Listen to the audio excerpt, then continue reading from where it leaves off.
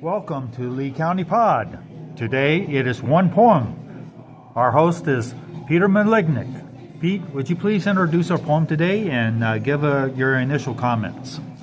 Thank you, Jack, and welcome to our fourth presentation of this particular kind, where Jack and I discuss one poem only. The first one we did was Susan Clary's poem, The Odds, and then we followed that with a Robert Bly poem, Driving to Town Late to Mail a Letter, and lastly, The Conqueror Worm by Edgar Allan Poe. And today we are taking a look at The Listeners by Walter De La Mare. This poem was published in 1912 and certainly similar to but different from the previous ones that we've done our presentation on. Jack, first impressions of The Listeners? Well, first of all, it is very much steeped in the Victorian era. Again, Queen Victoria died somewhere in the early 20th century, I think, just right before the First World War. She could have died in the 1890s. I forget the date. But again, the language is very Victorian. It uses some archaic forms, and it's how you would say it's syntax, you might say. It just feels old. Is what I'm trying to say. Is what I'm trying to get at, I think. Again, it was published in 1912. Walter De La Mare, he was born somewhere, if I remember right, around the 1870, something like that. He died in 1956, if I recall correctly. Yes. So he did other things. He did other works. He wasn't really known for poetry or as being a poet, but he did short stories. I think he was more well known for his short stories than his poetry. But on this particular piece, I think the language is still steeped in a previous century. The difference between the 19th century and the early 20th century. I really think that we don't get that language in modern day English. I think that's readily apparent. So, Pete, if you would, go ahead and give us a read on it and let our listeners have their own opinion on it. Sure.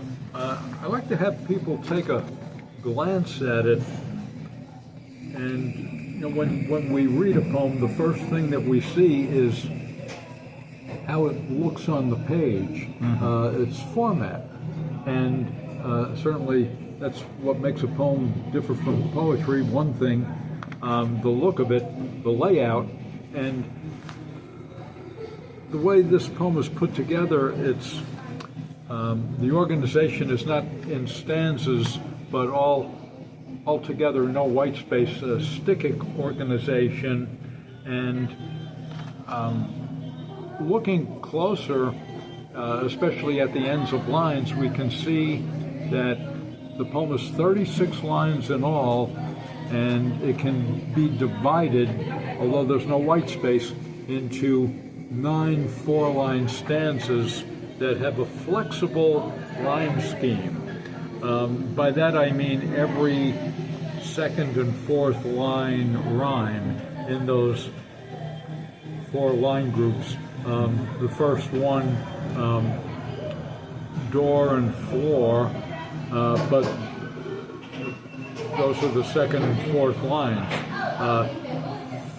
The first and the third do not rhyme, traveler and grasses. And it's like that throughout the poem. De La Mare is consistent with having those rhymes of every second and fourth line throughout the poem. And so what? Well, for one thing, those end rhymes are not just in there for a sound similarity, but for a sense similarity as well. They're not just something he put together to force the rhyme. They're not forced. Okay. I think rather than having an A-B rhyme scheme, rather we could call this an A-B-C-B rhyme scheme. De La Mare has more flexibility. He doesn't obligate himself to make every line in the poem rhyme at the end, Okay. which could sacrifice some of the sense or meaning in it. And I think it's a poem that very much relies on mood, and so really I would put this in that category of good, great lyric poems. Okay. Could you read it for us? Okay, the listeners. Is anybody there? Said the traveler, knocking on the moonlit door, and his horse in the silence champed the grasses of the forest's ferny floor. And a bird flew up out of the turret above the traveler's head, and he smote upon the door again a second time. There's an example with smote. I think of that Victorian diction. Is there anybody there? He said. But no one descended to the traveler. No head from the leaf-fringed sill leaned over and looked into his gray eyes, where he stood perplexed and still.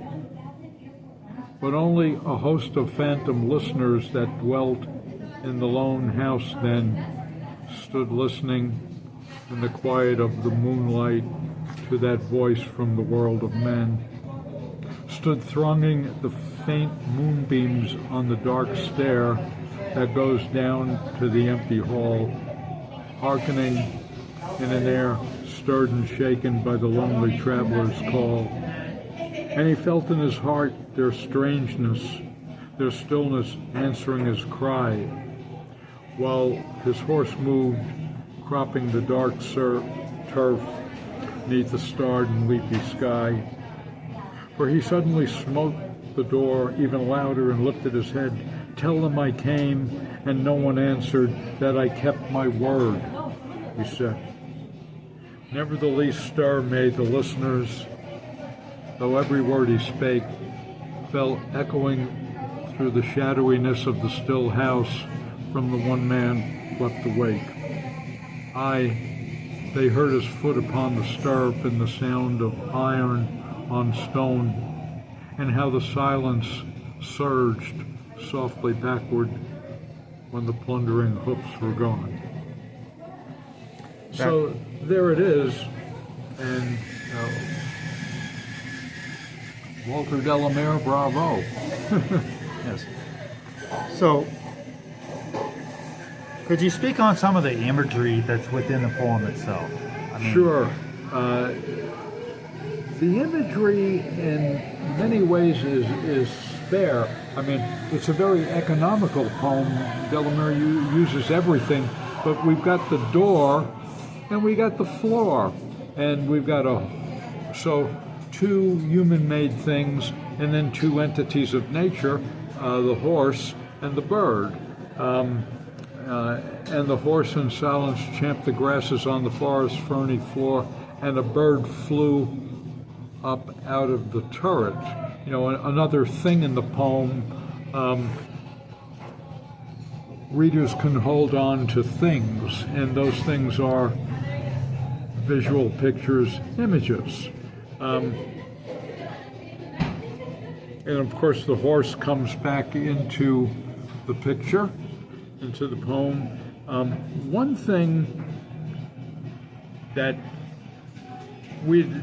Jack and I, we've talked about this before, the lines, tell them I came and no one answered, that I kept my word. He said, that's got to be reckoned with, I think, for a full appreciation of the poem. What does he mean? Tell them I kept my word. What do you think about that, Jack? Well, I think it's very,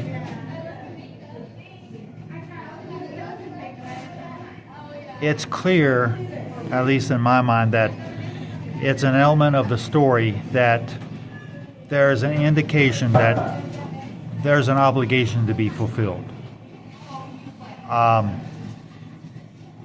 The writer is supposed to meet somebody here, or the writer is supposed to show up on a certain date at a certain time. In any case, the writer himself has made a promise to be there, and nothing is going to keep the writer from meeting that obligation. We don't have the backstory of the writer. We don't know what kind of trials and tribulations he's come through to be at this place at this time. But he's here, he's knocking on the door, trying to let them know whatever message that he is bearing, that he came, that he kept his promise and he came. And he certainly suggests that he's been here before. Yes. And what about them too? Did they promise him that they would be there for him? That's left open-ended. Yeah. I think that's the mystery of the piece right there, is that this place has the feel that it's been abandoned. And one of the great aspects of this poem, I think, is there's only one person in it. Yes. And that person is referred to as he. We don't get that person's name, yet it feels like a sense of there's an I in it rather than a he. And part of that is because the poet uses some direct quotations. Yes. Well, the whole thing, let's see. Is there anybody there? The traveler said, knocking on the door, and then he says it again, giving that direct quotation repeated with and it's very dependent upon it being our entertainment, our pleasure, our satisfaction in the poem is very dependent upon the psychological, emotional state of that person who is referred to as the traveler, let's say. Correct. Yeah, and it was, I think of it as a poem very much what predominates is not so much an idea but a mood. And when he comes to these lines, reading it out loud, comes home to me. And he felt in his heart their strangeness, their stillness answering his cry. Their stillness, not their silence, but their stillness. While his horse moved, cropping the dark grass. And I think stillness is a more effective word there than silence would be. It accents their absence a bit more, or their being there but being hard to find. Well, I think a big part of that is that the entities that do inhabit this tower, this keep, whatever you want to call it, spirits, if you will, they are still. They are not answering the door. They're not speaking to the traveler. They are still. They are quiet. Not necessarily silent, because they are speaking amongst each other. I think you can draw that inference. But the spirits inside of the tower are still. They're not moving, and they're not answering. And I think the traveler, our sense of the traveler is that he recognizes that. He has that sense of otherworldliness, that sense of, I'm here, and there's supposed to be someone answering this door, but it's not happening. And that's why he says, I kept my promise, I came here, I'm here. Tell them. So again, it falls back to really the untold backstory of the traveler, the untold story of the people who lived in the tower, and it brings forth questions and that you have to answer with your own imagination. And I think that's what makes this poem very effective in its creepiness and its macabre presentation, if you will. It's very similar to Poe in many ways, but it's less direct than Poe. I think in many respects it's more lyrical than most of Poe's poems. Again, it's this sense of the rhyme within the quatrain, even though it is a single unit, 36 lines. The style is very much written as a quatrain kind of style, 4 lines expressing a complete idea, but no white space in between the 4 lines. This, again, I cannot speak to the reason why he wrote it as just one long piece. But what I think he is effective in doing is giving us this sense of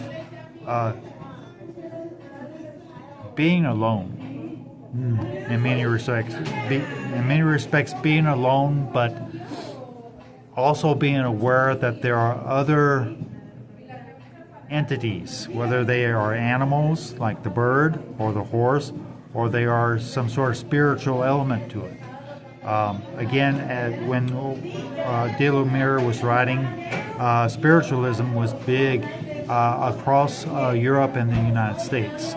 And there was often people would engage mediums to hold seances and to try to talk to grandmother or whoever has passed into the great beyond. So he has a lot to draw on in order to present these images of a ghostly story. Yeah, he certainly does. And going back to Poe again, there's one word in this poem that also appears in The Conqueror Worm by Poe, and it's phantom. De La Mare says a host of phantom listeners, and one difference in those 2 poems is De La Mare's tone is very lilting and laconic. Yes. How does he feel? He feels disappointed. He feels let down. He feels sad. We can surmise he feels lonely. Whereas in The Conqueror Worm, there's more of an urgency in the voice of the speaker. It's more exclamatory. Yes. The phantoms are here, scatter, a sense of panic even. Interesting to note their samenesses and differences. One thing, when he says, I'm here, we get a clear picture of where here is. We know all that we have to we know all that we need to know. And it's in these first 5 lines. Is anybody there, said the traveler, knocking on the moonlit door? Oh, I guess it's nighttime, and the horse in silence champed the grasses on the forest's ferny floor, and a bird flew up out of the turret. Okay, so the house has a turret. It leads me to think that it's at least a 2-story house rather than a ranch house, but I get a picture. It's a house that's set at the edge of a forest. There are trees behind it, beside it. Yes. All I need to know. Here's something, too, about the speaker. No, the speaker, well, the he in the poem, the word order, the syntax, inverted. It's shifted from the normal subject-verb-object pattern towards the bottom of this page. I have to turn the page around though. Even louder, and for he suddenly smote on the door even louder and lifted his head. Yeah, smote, that's a Victorian word, I'm pretty sure. Tell them I came and no one answered. Tell them I came and no one answered, that I kept my word, he said. Now here's the inverted syntax.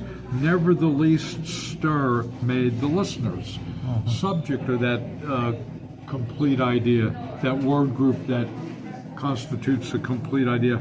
Listeners, verb, made, object, direct object, whatever you want to call it.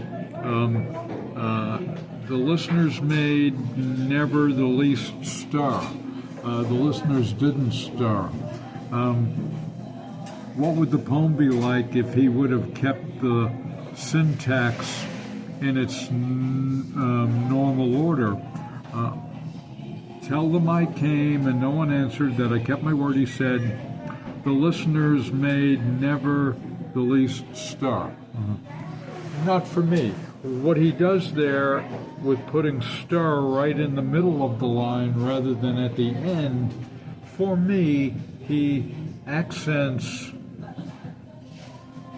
the speaker's separateness from these phantom listeners. And too, Jack, each time you read a poem, you might get something new out of it, and that new thing might be another question. He's speaking to someone else about these phantom listeners. Who are you speaking to? We want to tell them, the phantom listeners, that I came. Okay, well, who are you talking to, Mr. Speaker? Yeah, interesting. That's another part of the mystery. Yeah. That you have to discover. Again, this is what writing poetry is about. You get to play with the language. You get to break the conventions of speaking. You get to break the normal process of putting a sentence together. Poets play with words. They play with structures to bring new meanings to light. And this is part of the reason why poetry is important. It's important because it helps us to grow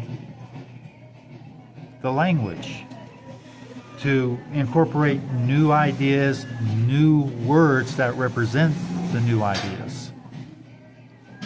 And again, in some cases, we fall back to a different way of speaking as a poet. We don't necessarily stick with modern speech. We will incorporate something that's archaic. Why? Because it still holds meaning.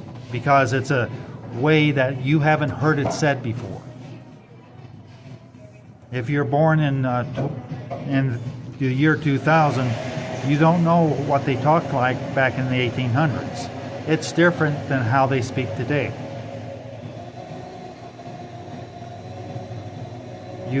Words fall out of usage, but those words still retain their meaning. And so when you go looking as a poet, when you go looking for a word to express an idea that you find difficult to express in modern day English, you may go back to something that was written in the 1700s.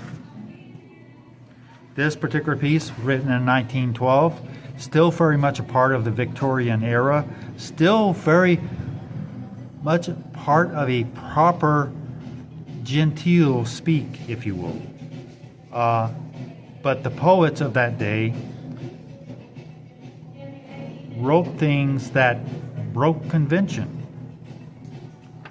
I think this particular poem is really representative of some of the ideals and some of the archetypes that you find of that era.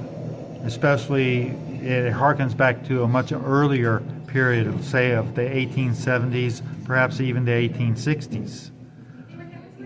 But I think you can see the lineage, if you will, the development of the narrative, the development of the poetry itself as you read through this. And to play the skeptic for a moment,